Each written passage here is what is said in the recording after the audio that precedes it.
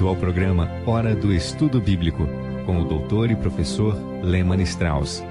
Este estudo é o resultado do tempo pessoal com o Senhor, da experiência de ministério pastoral e das conferências bíblicas do Dr. Lehmann Strauss, que nos instrui e encoraja com o ensino da Palavra de Deus.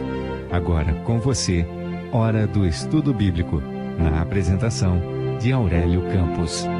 Bem-vindo a mais um programa Hora de Estudo Bíblico. Estamos estudando sobre o Anticristo. As palavras que o apóstolo João usou para descrevê-lo são Anticristo, Anticristos e o Espírito do Anticristo. E são encontrados em 1 João, capítulo 2, versículos de 18 a 22 e capítulo 4, versículo 3 e 2 João, capítulo 7. Antes de continuarmos o nosso estudo, vamos orar, vamos buscar a Deus em oração. Pai querido, nós te agradecemos por este dia, te louvamos pela salvação que temos em Cristo Jesus.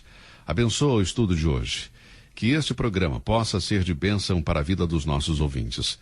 Oramos por aqueles que procuram empregos, que estão à procura de oportunidades. Oramos por aqueles que estão doentes. Senhor, esteja com cada um deles.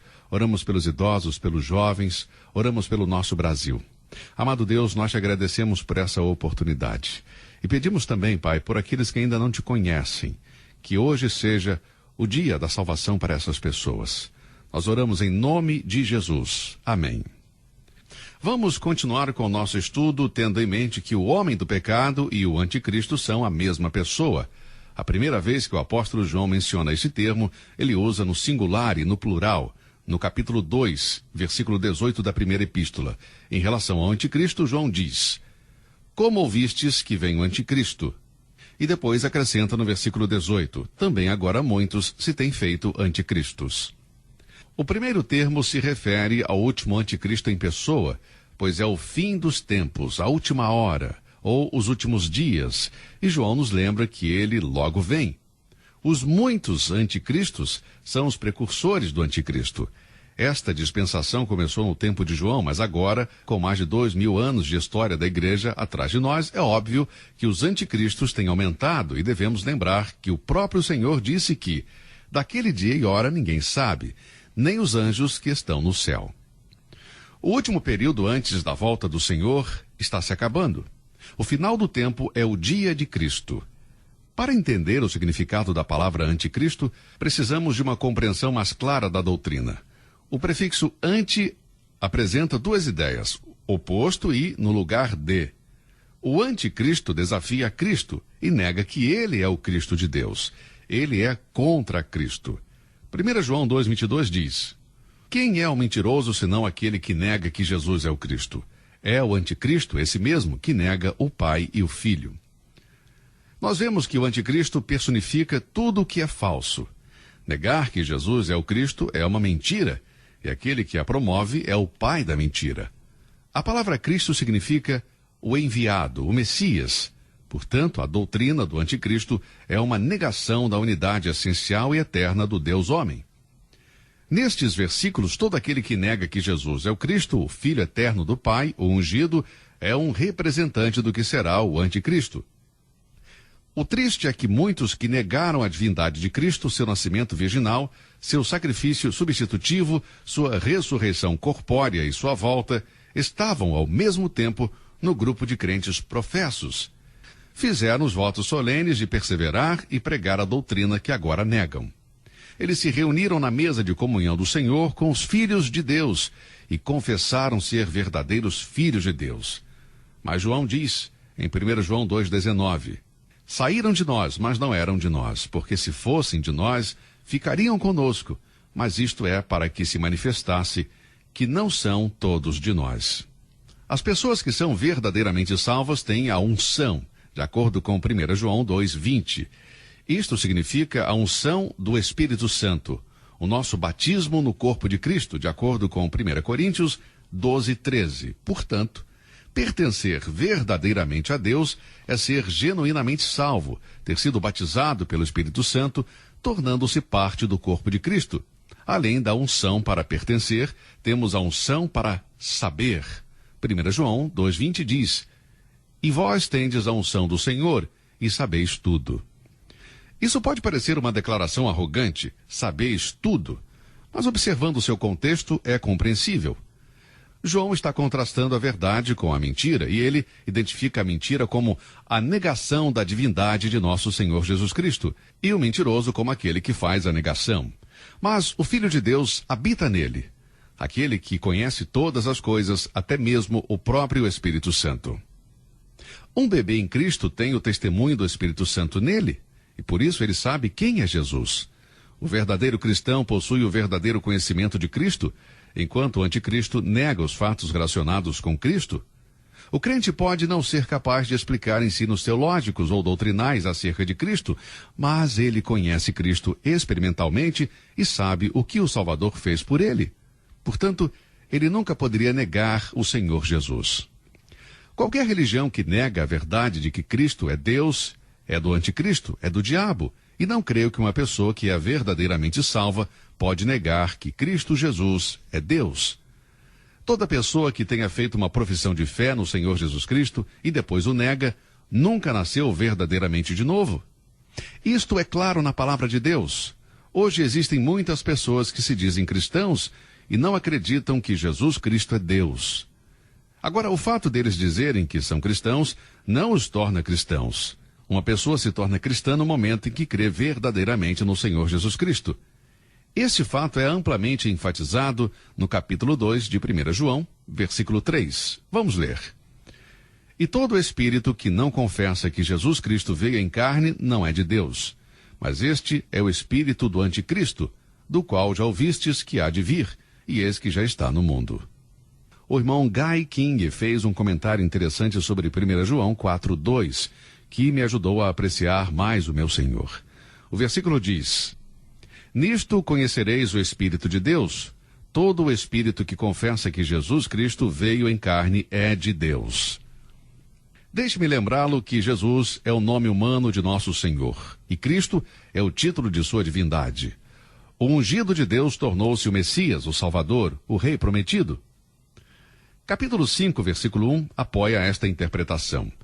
A pergunta que pode provar todo o espírito que diz ser de Deus é: o que você pensa de Cristo?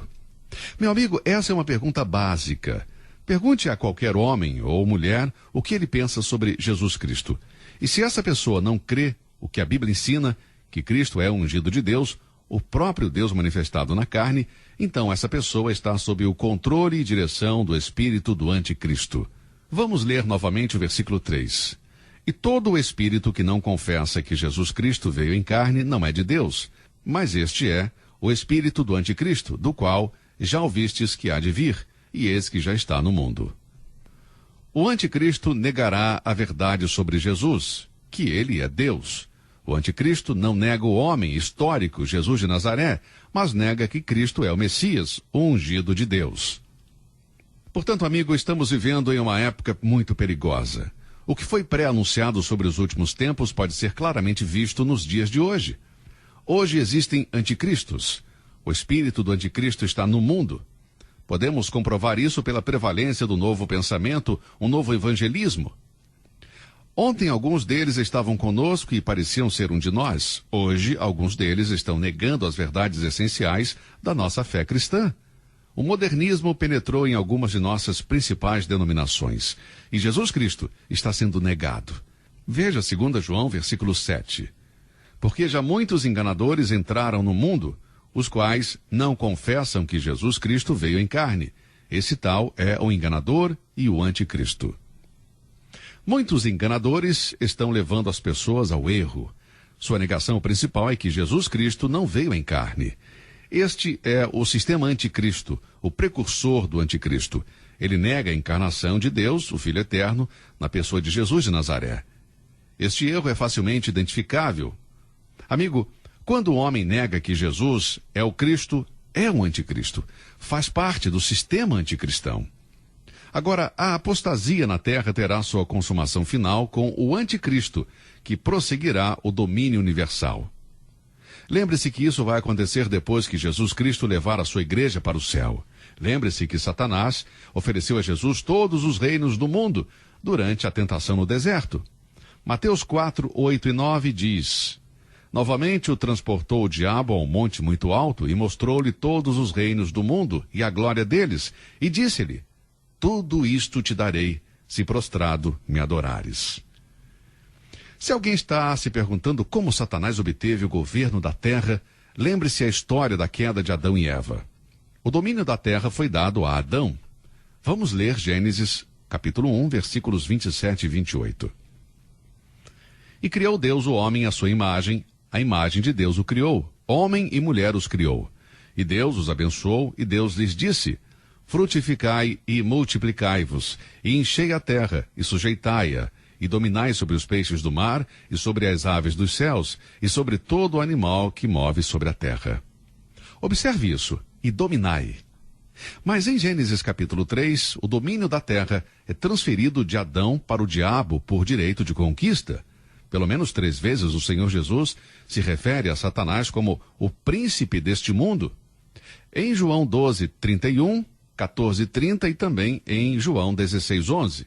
Portanto, o conflito de crentes é de acordo com Efésios 6, 12, onde lemos: contra os principados, contra as potestades, contra os príncipes das trevas deste século. Amigo, Satanás é o príncipe deste mundo. 1 João 5,19 diz que o mundo inteiro jaz do maligno. Alguns disseram que Satanás governava a terra quando Jesus a criou, e foi então que ele disse em seu coração: eu subirei aos céus, de acordo com Isaías 14. Por causa deste ato presunçoso, Deus trouxe juízo sobre o mundo. Que algo estava errado na terra antes de Adão e Eva é bem evidente, sem dúvida. Em Gênesis 1, versículo 2, lemos: e a terra era sem forma e vazia. Alguns estudiosos da língua hebraica dizem que a tradução é: e a terra tornou-se sem forma e vazia. Deus não criou o caos, a desolação, de acordo com Isaías 45, 18. O caos, a desordem, é resultado do juízo divino, devido à queda do primeiro guardião da terra, Adão. No Evangelho de Lucas, capítulo 4, versículo 6, Satanás disse: dar-te-ei a ti todo este poder e a sua glória, porque a mim me foi entregue, e dou a quem quero. A terra e seus reinos foram dados a ele, mas não por Deus. Foi Adão que entregou o seu domínio a Satanás. Agora, se Cristo tivesse se rendido diante de Satanás e o adorado, Satanás teria dado a Cristo o governo deste mundo. Mas este governo estaria sob a direção de Satanás. O anticristo vai aceitar esta oferta de Satanás, ele se entregará completamente ao diabo e receberá o seu poder e autoridade. Paulo diz em 2 Tessalonicenses 2,9: a esse cuja vinda é segundo a eficácia de Satanás, com todo o poder e sinais de prodígios de mentira. Apocalipse 13:2 diz: e o dragão deu-lhe o seu poder. O poder do anticristo terá uma origem sobrenatural, e isso vai ser visto em suas realizações. Apocalipse 13:5 diz que deu-se-lhe poder para agir por 42 meses. Apocalipse 13:7 diz que deu-se-lhe poder sobre toda a tribo e língua e nação. A supremacia do homem do pecado não pode ser explicada por sua personalidade incomum, mas por um poder sobrenatural invisível recebido do diabo. No homem do pecado, Satanás finalmente encontra aquele que vai aceitar de bom grado a oferta. Algumas pessoas não creem que um governo mundial seja possível, mas os estudiosos da Bíblia sabem que isso vai acontecer com certeza. Em 1950, o Dr. Wilbur Smith disse que as notícias nos jornais e qualquer livro que fala sobre os problemas atuais sugerem que a única esperança para a humanidade, nesta hora, é um governo mundial. Uma das condições de vida que marcam o fim dos tempos é que toda a sociedade está pronta para aceitar a liderança de um homem com certas características. Lembro-me que a República de Platão propôs tal governo, portanto podemos dizer que a ideia não é recente. Immanuel Kant, em um de seus escritos, em Direção à Paz Mundial, nos diz que sua ideia era uma sociedade de nações que reunia todas as nações da Terra. Por mais visionário que este ideal possa parecer, no entanto, é uma questão inevitável da necessidade, no qual os homens envolvem um ao outro. Mais recentemente, a ideia de um governo mundial tem sido expressa até mesmo por órgãos eclesiásticos. Esta ideia se desenvolverá e encontrará apoio gradualmente, à medida que o tempo avança para o fim. Depois que a igreja for arrebatada, o mundo estará pronto para aceitar o super-homem, o anticristo, ou o homem do pecado. Agora, alguns de vocês podem perguntar em que parte do mundo o homem do pecado aparecerá em primeiro lugar. No início, seu poder se manifestará nos países representados na imagem do sonho de Nabucodonosor. Ele surgirá na região do antigo Império Romano. Lembre-se que o primeiro império da profecia de Daniel é a Babilônia. O segundo, representado pelo tronco e os braços de prata, é o Império Medo-Persa, também representado pelo urso, no capítulo 7, versículo 5 de Daniel. O terceiro império é a Grécia. O quarto, representado pelas pernas e pés de ferro, é Roma. Estudando isto em história. Roma sucedeu à Grécia. O homem do pecado surgirá da reconstrução do quarto império. Quando você compara Daniel capítulo 7, do versículo 4 a 7, com Apocalipse 13, 1 e 2, você verá a confirmação de tudo isso. O domínio do homem do pecado não se restringe apenas ao Império Romano, mas terá um poder universal, um poder mundial. Alguns homens do passado aspiravam à supremacia global. Vamos citar alguns deles: Alexandre, César, Napoleão, Mussolini e Hitler. Você pode pensar que um governo mundial não é possível, mas imagine no que teria acontecido se a Alemanha tivesse descoberto a primeira bomba atômica durante o governo de Hitler. Mas Deus não vai permitir que nenhum homem realize isto antes do tempo determinado. No presente momento, a globalização aproximou-se às distâncias mundiais. Albert Einstein disse: o segredo da bomba deve ser entregue para um governo mundial que tenha o poder sobre todas as questões militares. O anticristo exercerá domínio universal. Algumas passagens da Bíblia mostram isso claramente. Por exemplo, Daniel 7, 23. O quarto animal será o quarto reino da terra, o qual será diferente de todos os reinos, e devorará toda a terra, e a pisará aos pés, e a fará em pedaços. Apocalipse 13, 7 e 8 lemos: e deu-se-lhe poder sobre toda a tribo, e língua e nação, e adoraram-na todos os que habitam sobre a terra. Seu governo será um regime político totalitário, de acordo com Apocalipse 13, versículos 4 e 7. Vai ser um regime totalitário a partir do ponto de vista religioso e também econômico. Sob este governo, qualquer um que desafiar seus decretos não terá o direito de viver. Eles não vão permitir você comprar ou vender bens sem um controle absoluto, o que inclui alimentos, roupas e emprego. A identificação dos súditos do anticristo é o número 666. A Bíblia diz em Apocalipse 13, versículos 17 e 18. Para que ninguém possa comprar ou vender, senão aquele que tiver o sinal, ou o nome da besta, ou o número do seu nome. Aqui há sabedoria. Aquele que tem entendimento, calcule o número da besta, porque é o número de um homem, e o seu número é 666. Por quanto tempo o anticristo vai governar?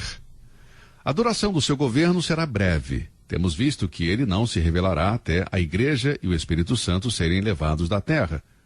O arrebatamento da igreja será no final da presente dispensação e começará a 7ª semana da profecia de Daniel. A semana aqui é igual a 7 anos. Depois, Cristo irá retornar à terra com os seus santos. Portanto, o governo do homem do pecado, do anticristo, não vai exceder 7 anos. Este tempo foi definido por Deus e está na Bíblia. Isso é indicado em várias partes do livro de Daniel. Embora o tempo possa parecer curto, podemos ter certeza de que todos os propósitos de Deus para este período serão cumpridos. O maior cumprimento vai acontecer durante a última metade da semana, por 3 anos e meio.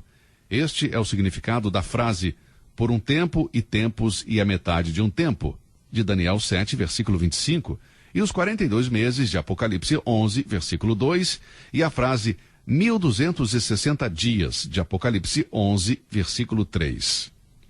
Durante a primeira metade da semana, ou seja, 3 anos e meio, o anticristo estará ocupado construindo seu próprio reino. Ele surgirá como um novo líder, o chifre pequeno entre os 10 reinos. É ele que cavalga o cavalo branco, conforme Apocalipse 6, 2. Ele se destacará com a ascensão do Império Romano. Todos os outros líderes nacionais reinarão com ele, mas estarão sob o seu controle. No final dos primeiros 3 anos e meio, ele terá ganho a supremacia mundial. Agora, o verdadeiro propósito da tribulação serão realizados durante os últimos 3 anos e meio. A tribulação não tem nada a ver com a igreja, mas com Israel. Daniel 12:1 diz: E naquele tempo se levantará Miguel, o grande príncipe, e se levanta a favor dos filhos do teu povo, e haverá um tempo de angústia, qual nunca houve, desde que houve nação até aquele tempo. Mas aquele tempo livrar-se-á o teu povo, todo aquele que for achado escrito no livro. E depois, amigos, no final da tribulação, o anticristo será julgado. Quando os propósitos da justiça de Deus forem alcançados durante a tribulação, então o homem do pecado receberá o seu castigo. Nada há em toda a literatura que nos enche de terror como as previsões dos juízos vindouros de Deus. Zacarias 14, versículos de 1 a 3 diz: Eis que vem o dia do Senhor, em que os teus despojos se repartirão no meio de ti, porque eu ajuntarei todas as nações para a peleja contra Jerusalém, e a cidade será tomada, e as casas serão saqueadas, e as mulheres forçadas, e metade da cidade sairá para o cativeiro, mas o restante do povo não será extirpado da cidade. Mas o restante do povo não será extirpado da cidade.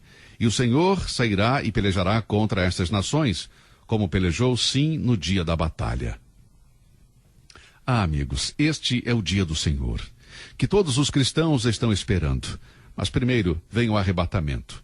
A nossa esperança é baseada na volta do Senhor Jesus Cristo para nos levar para o céu. Nós sabemos que quando Cristo vier, nossas dores, as nossas provações, tudo isso vai terminar. A alma última terá sido acrescentada à Igreja de Cristo. Então, Ele vai nos levar para estar com Ele, e nós estaremos para sempre com o Senhor. Se você nunca foi salvo, aceite a Cristo Jesus agora mesmo. Creia no Senhor Jesus Cristo e você será salvo. Se a morte o surpreender antes de Cristo voltar, então você vai para o céu para estar com Ele. Confie nele. E se você precisa de aconselhamento, por favor, entre em contato conosco. Não deixe para depois. Tome essa decisão ainda hoje. Que Deus o abençoe. E obrigado por ouvir o nosso programa. Você ouviu Hora do Estudo Bíblico com o professor e doutor Lehmann Strauss, na apresentação de Aurélio Campos. Se você deseja ouvir novamente esta mensagem, visite a nossa página na internet www.bbnradio.org. Fica o convite para você nos acompanhar amanhã, neste mesmo horário, aqui na BBN. Hora do Estudo Bíblico é uma produção da BBN.